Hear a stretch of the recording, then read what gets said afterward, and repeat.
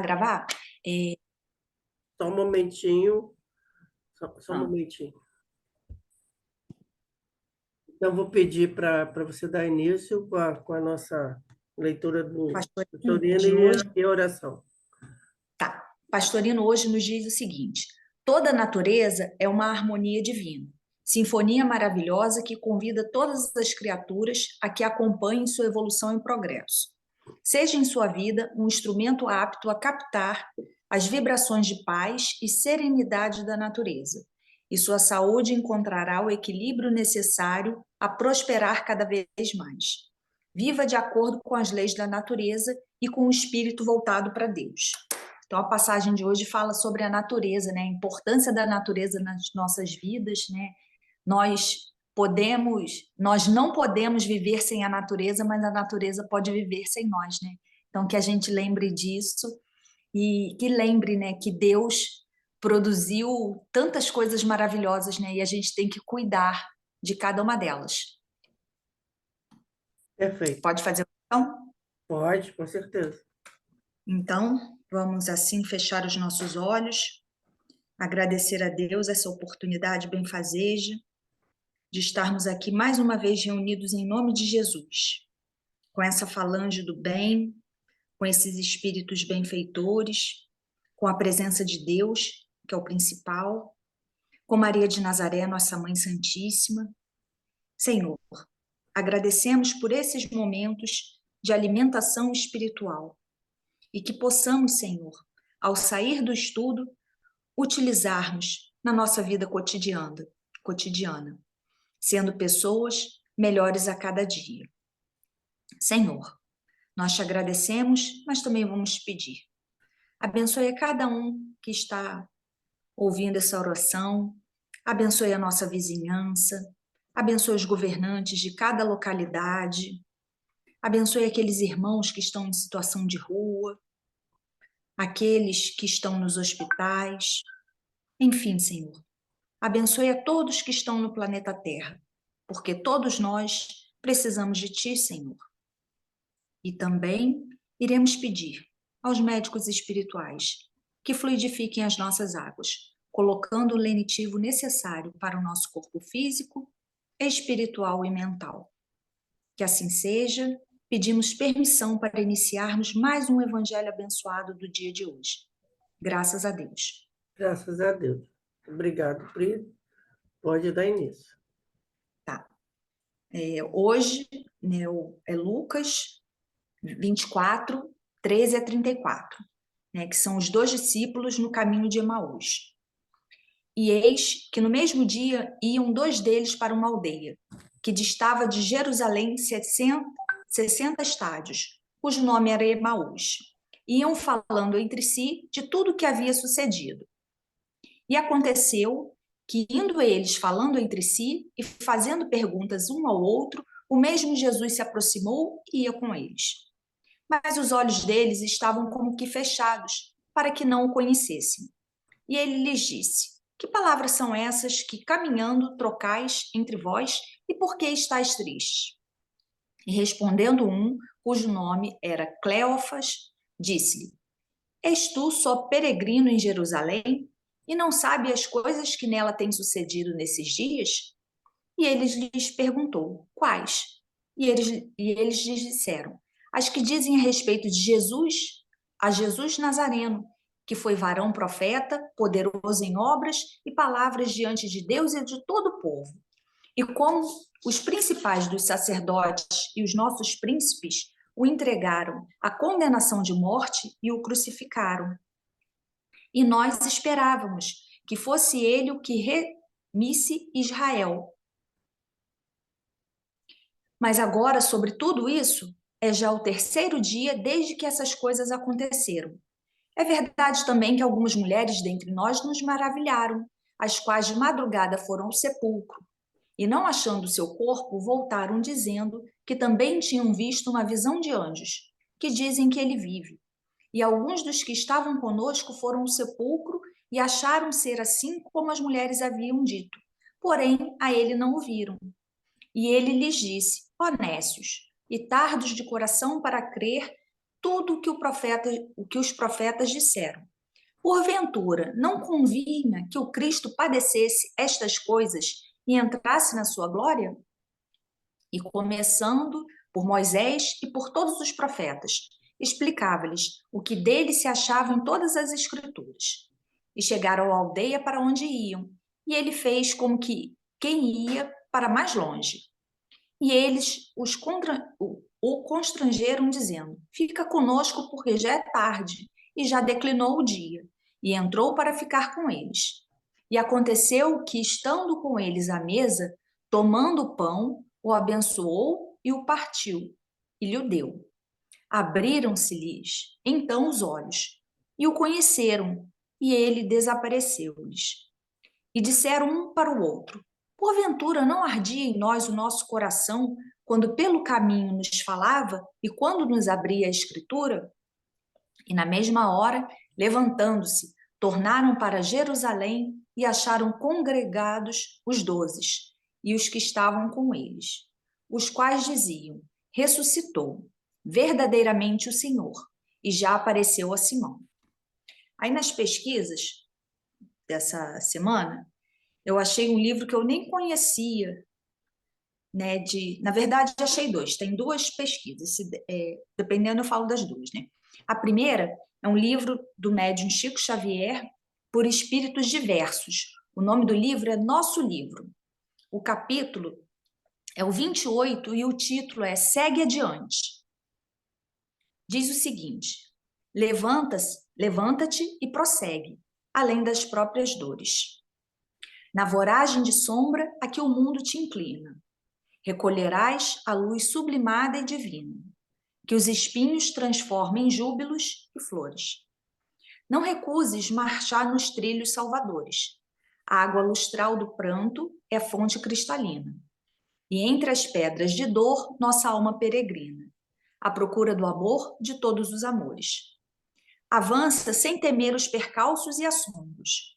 Se aceitastes Jesus, põe a cruz nos teus ombros e acolhe as aflições, orando ao bendizê-las. Não desdenhes seguir, dilacerando embora. Não recuses marchar nos trilhos salvadores. A água lustral do pranto é fonte cristalina. Aí eu estou lendo de novo a mesma coisa. E entre as pedras de dor, nossa alma peregrina, à procura do amor de todos os amores. Não desdenhes seguir dilacerado embora, porque além resplandece a imaculada aurora, que te espera ao clarão imortal das estrelas. Aí está aqui Múcio Teixeiras. Então, é um texto, né, que fala sobre a questão de despertar e sobre a questão da perseverança, né, porque ele vem falando que se nós aceitamos Jesus, a gente tem que colocar a cruz nos nossos ombros, né, acolher as aflições, que ainda é muito difícil, orando ao bem dizê-las. E muitas das vezes a gente reclama, né, das dificuldades, quando a gente passa por algum momento difícil, às vezes a gente culpa até Deus, né? Diz: "Ah, Deus não está comigo, Deus esqueceu de mim, né? Eu fui abandonado". E não, conforme a gente vai estudando, a gente vai entendendo que Deus está o tempo inteiro do nosso lado, só que às vezes a gente não pede ajuda a Ele, a gente se revolta, né? Tem o nosso anjo da guarda que cuida de nós o tempo inteiro, né? E Deus subordinou um espírito evoluído para tomar conta de nós como um tutor, né? Fazendo o bem como se fosse o nosso pai.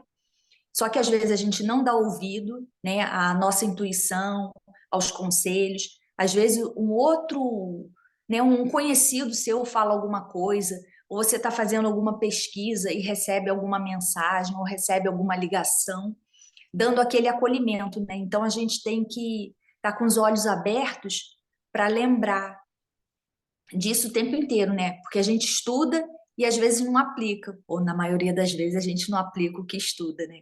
A gente sabe o que tem que fazer, mas acaba fazendo errado por conta da nossa imperfeição. Vou deixar você falar, Cris. Não, sim, porque você está falando aí, aí eu fiquei pensando essa coisa aí de a gente às vezes esquece de pedir ajuda e tudo mais, mas às vezes a ajuda está presente, mas a gente tem um sério problema, né, Pri?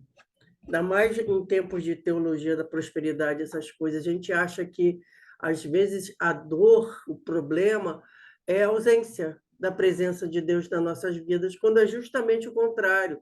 Às vezes, justamente por conta da nossa imperfeição, Deus lança a mão do último recurso de ensinamento para a gente, que é justamente o sofrimento.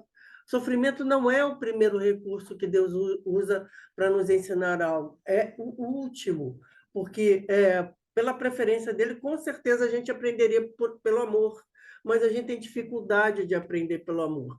A gente acaba sempre, tem até acho que no Espiritismo você diz, cuidado com o que você deseja, que você pode receber. A gente só pede coisas do nosso interesse mais material, a gente nem sabe desejar.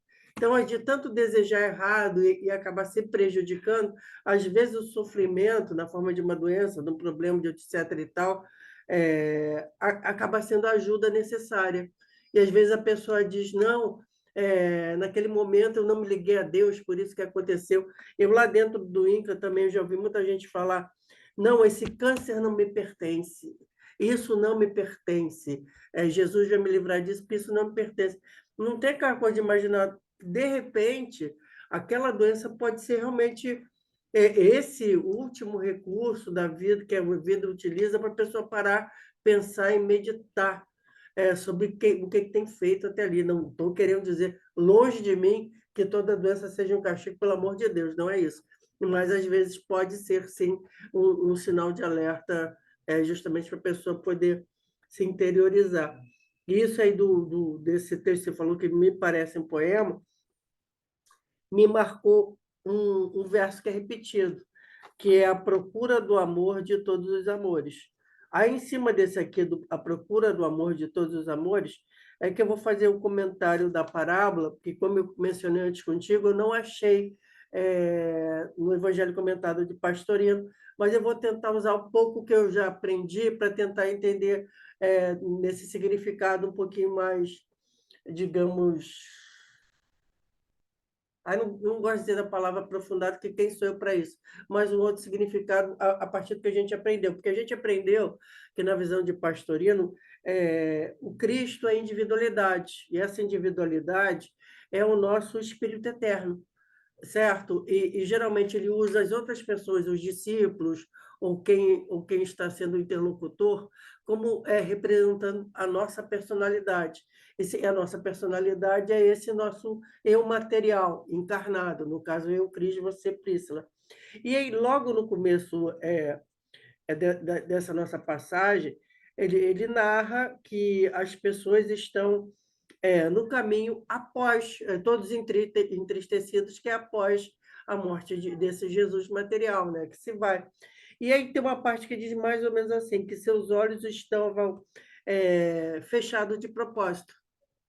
E eles não, vem alguém falar com eles e eles não reconhecem como sendo Jesus. Aí é que eu parei, pensei, meditei sobre isso. Primeiro, por que os olhos estariam fechados de propósito? Propositadamente fechados estariam os olhos a ponto deles não reconhecerem que quem estava ao lado deles era o próprio Jesus. Aí, mais adiante, tem um versículo que diz que eles explicam para aquele homem que se aproxima deles. Esperavam que fosse ele que remisse Israel. Aí entra a coisa do interesse material, o interesse da vida material. O Cristo, o Jesus, que seria o revolucionário que libertaria Israel do jugo do seu conquistador na época Roma. Aí aqui a gente pode fazer um paralelo. Quantas vezes a gente não espera o Cristo, Deus, que, de novo, possa nos remir ou nos libertar de qualquer problema material transitório. Aí eu vou citar de novo a história, esse câncer não é meu. A gente lembra, a gente quer que o Cristo, esse bem maior, nos livre dos malefícios, das dificuldades materiais que a gente encontra. Então, nesse momento, os nossos olhos espirituais estão fechados para enxergar nossa chama crística interior. Quando a gente está focado no interesse nos benefícios que poderiam ser feitos para nos trazer conforto e facilidades da vida material. Aí continua ali, que é outra coisa que eu também aqui separei aqui, todos de coração para ver o que os profetas disseram. Jesus chama atenção para eles, tardos de coração, para ver o que os profetas disseram a respeito deles mesmos. Tardos de coração porque demoram a entender, a prestar atenção que os profetas tinham dito a respeito que o Messias seria sacrificado, sofreria tudo aquilo.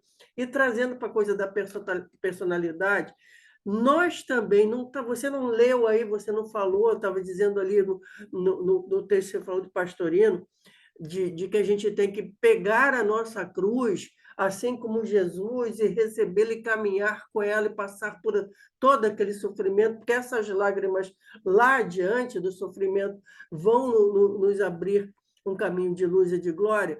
E aí somos esses tardos de coração, porque na hora do sofrimento a gente não lembra disso. A gente sempre acha que a cruz não deveria estar sobre os nossos ombros.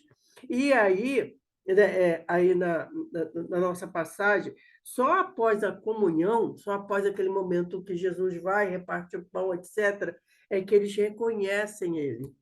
Aí a gente pode trazer também para a significação que geralmente o Pastorino usa, somente quando a gente, personalidade, para meditar, ou para orar, o que for, ou seja, para interiorizar e entrar em comunhão com essa chama crística, é que a gente percebe a presença de Jesus na nossa vida.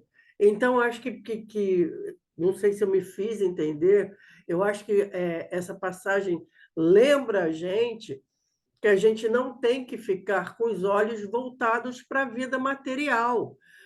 A gente tem que lembrar que Jesus, que Deus, que todas as forças superiores da espiritualidade não estão aqui, elas não existem para nos trazer conforto ou qualquer benefício exclusivamente para a vida material.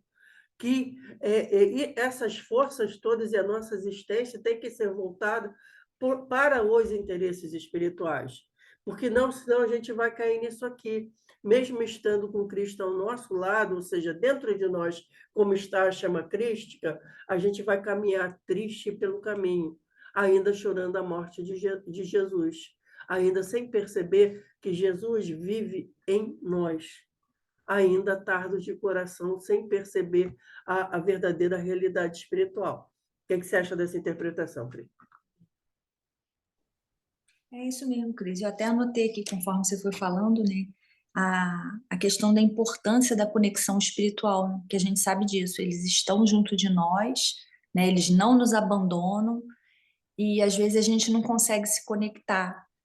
Então, a gente não consegue ligar o nosso radinho, né, e entrar naquela vibração. A nossa vibração está mais baixa e, por conta disso, não conseguimos, né, entrar nesse, vamos dizer, no Wi-Fi de Deus, que a senha é o amor, né? Se a gente Sim, for pensar, isso que é você... pelo amor que a gente consegue.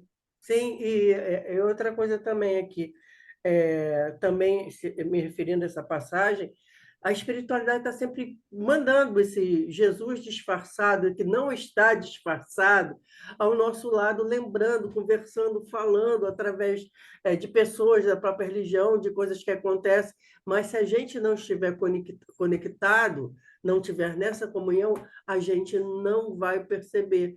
E essa coisa que eu lembrei que eu falei, como é que é? O amor, eu anotei as linhas aqui. A procura do amor de todos os amores. E qual é o amor de todos os amores, se não é o amor divino? Se não é o aprendizado desse amor divino, que é o amor por todas as coisas, esse amor por tudo que é criado. Aí você conecta até, de novo, a sincronicidade com a primeira mensagem de Pastorino, que a gente precisa estar conectado em harmonia com toda a natureza. Traduzindo isso, a natureza é a criação no nosso planeta. Então, a gente pode até traduzir isso para uma linguagem mais universal, de estar conectado a toda a criação divina. que aí sim é o amor de todos os amores, porque é o amor que cria, o amor que nos criou, e é o amor ao qual estamos destinados. Nós não estamos destinados a sermos aquele ser humano lá do Gênesis da Bíblia, que reina sobre todas as coisas, que está acima dos animais, que usa, que pisa na cabeça da serpente, etc. Não, a nossa destinação é sermos auxiliares na criação divina e tutores de todo esse planeta, de toda a vida no planeta. Porque, como seres racionais, os únicos racionais nesse planeta, cabe a nós sermos os protetores de tudo que é vivo.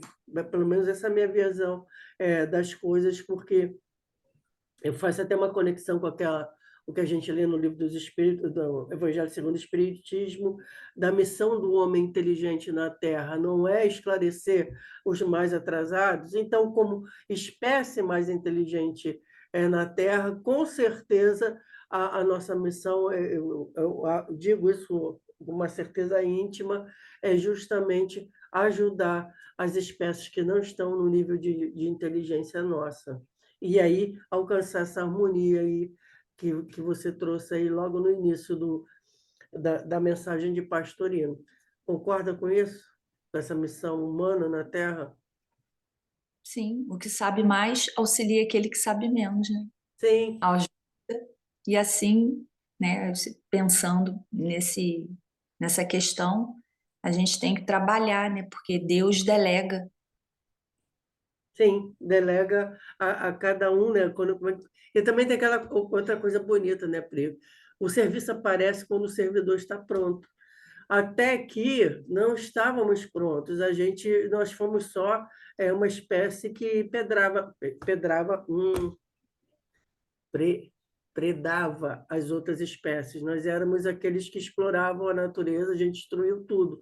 Mas agora a gente chegou num nível, até pelo sofrimento também, a coisa da crise climática, etc., que nós somos obrigados a rever a nossa posição dentro do planeta. Eu acho que aqui a gente começa a virar a chave de ser aquele que explora para ser aquele que cuida. Até porque, novamente, infelizmente, a gente está num nível ainda inferior de evolução que a gente não conseguiu entender isso só por amor.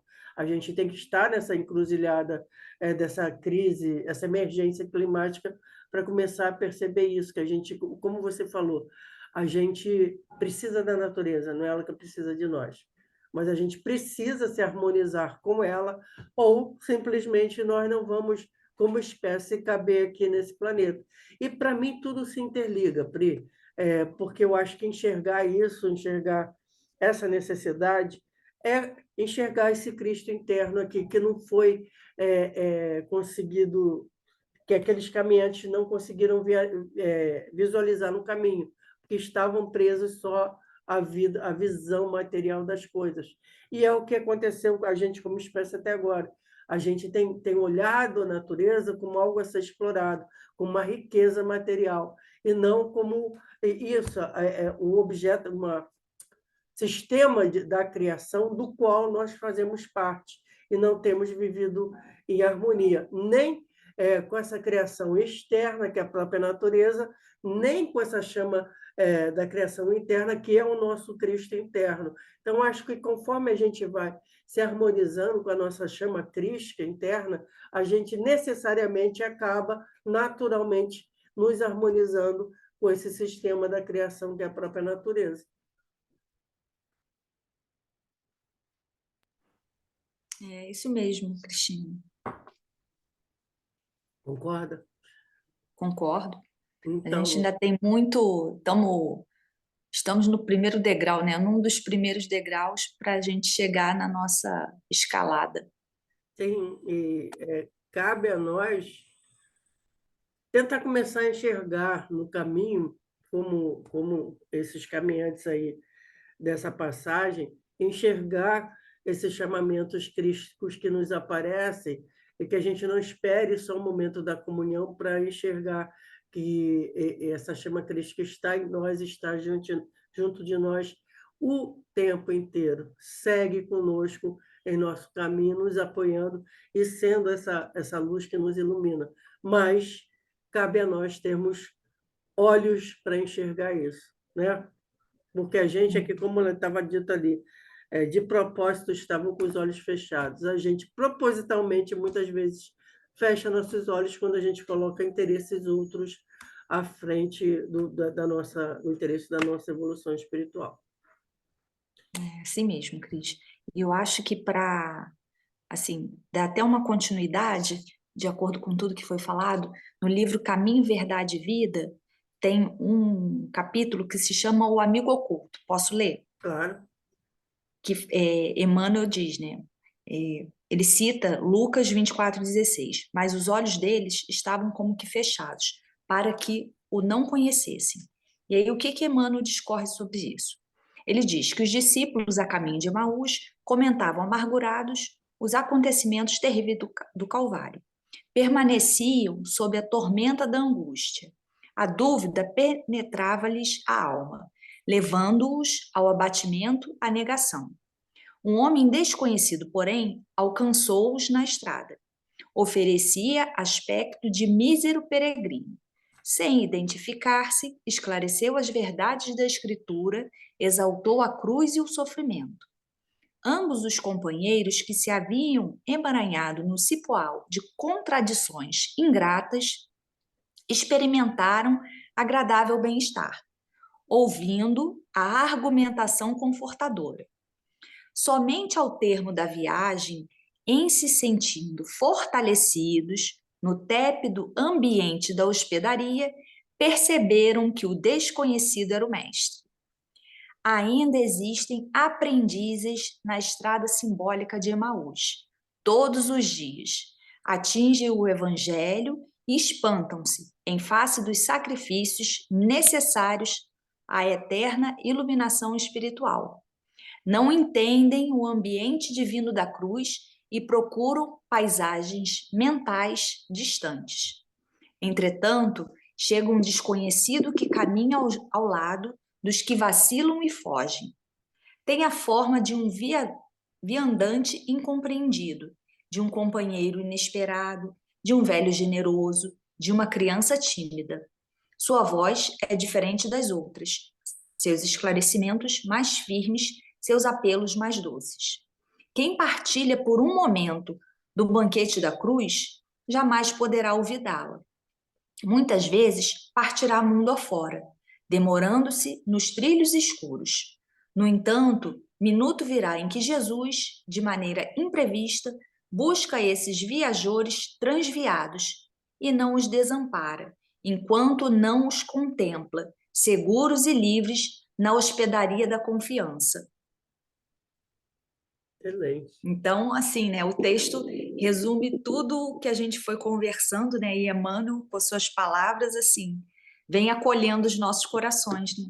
Sim, maravilhoso. E eu adorei a coisa do aspecto de mísero peregrino, porque não é alguém que vai seduzir, por exemplo, pelo charme, pela aparência, nem nada, mas apenas por nada de material, mas apenas pelo consolo da palavra e da mensagem. Achei lindo assim, essa imagem. Bom, Pri, apareceu aqui para mim o aviso de últimos 10 minutos. A gente vai até conversar mais, mas eu já vou pedir para você fazer a oração de encerramento, aí eu faço a escolha da nova passagem, depois a gente encerra. Por favor, Pri. Então, assim, vamos fechar os nossos olhos e agradecer a Deus, primeiramente, por essa oportunidade divina, agradecer a Jesus, nosso governador planetário, que nunca nos desampara, que está sempre conosco, basta que peçamos ajuda, a Maria de Nazaré, nossa Mãe Santíssima, e os espíritos benfeitores, por esta oportunidade benfazeja, por esses momentos de refazimento espiritual, por podermos partilhar deste banquete do Senhor Jesus. Como nos dá alegria estarmos aqui mais uma vez reunidos em nome de Deus, em nome de Jesus, em nome de Maria. Senhor, que essas bênçãos que foram derramadas sobre nós possa chegar em cada canto do planeta, possa chegar em cada pessoa que se encontra no planeta Terra, Senhor. Que ela se sinta abençoada, que ela se sinta protegida e, o mais importante, que ela sinta que ela é uma criatura especial para Deus, né? Um ser especial, mesmo com todos os seus defeitos e com suas qualidades. Deus as ama do jeito que é, porque Ele é um Pai de infinito amor, um Pai justo, um Pai bondoso. Senhor, vamos pedir a Tua permissão para finalizarmos este estudo abençoado, pedindo para que o Senhor continue conosco, hoje e sempre. Que assim seja, graças a Deus. Graças a Deus, Pri. Obrigado. Vou agora abrir aqui minha querida companheira de estudo, a Bíblia. Vai escolher a esmo aqui. Vou ver. Marcos 14.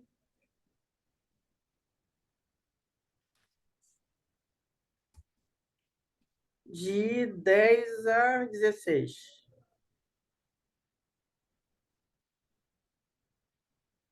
É o pacto da traição.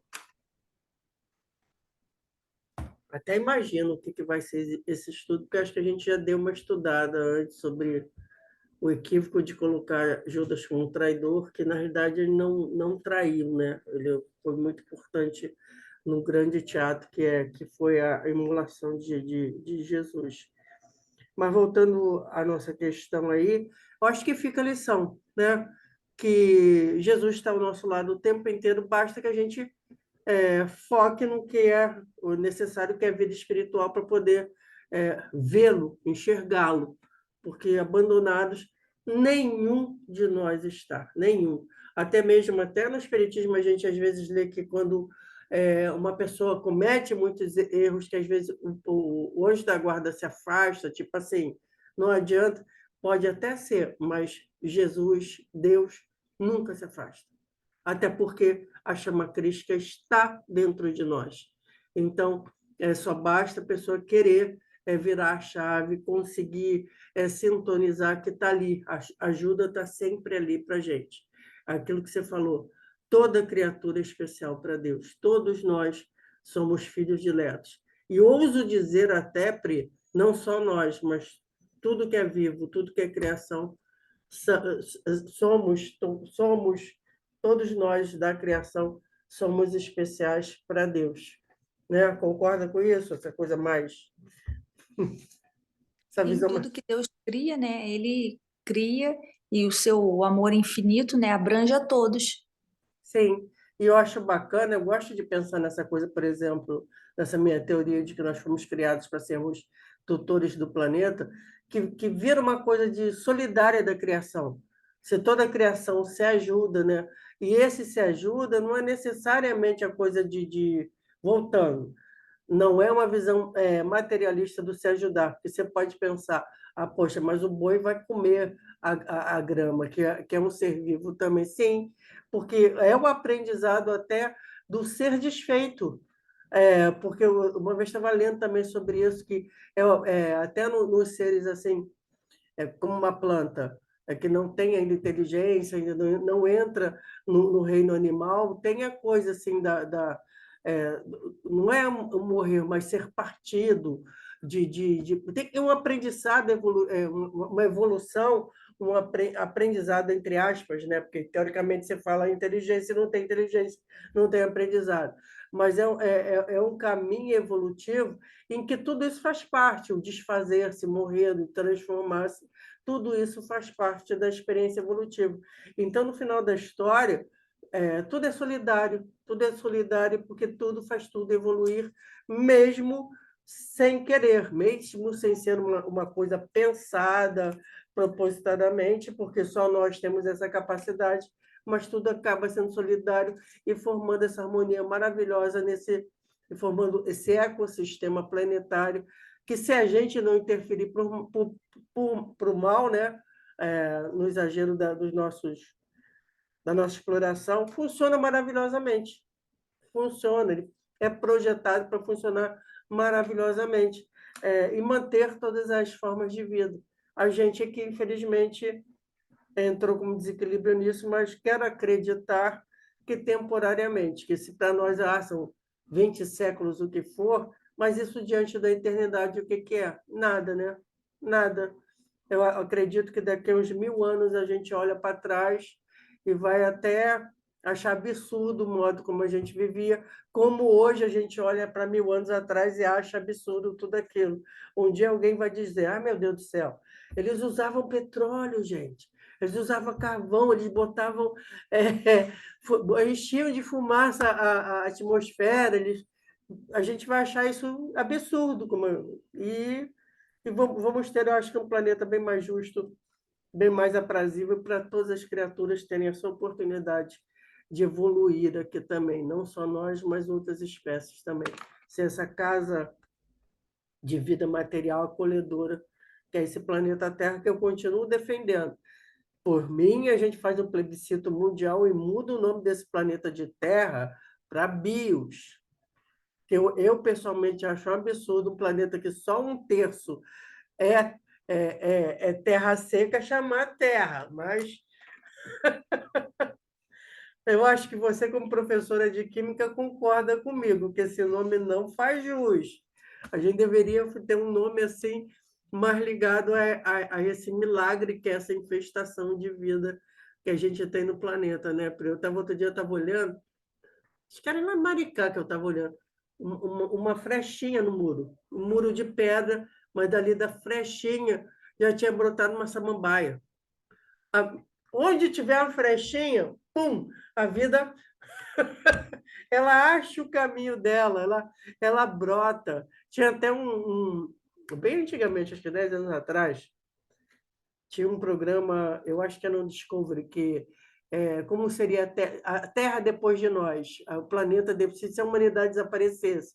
Aí vai narrando assim, 5 anos depois está assim assado, 10 anos depois, mas ele vai narrando como é que a natureza vai retomando o espaço dela, vai retomando espaço nas ruas, prédios, etc. As coisas vão... A materialidade da nossa civilização vai implodindo com o tempo, né? E a natureza vai crescendo de volta.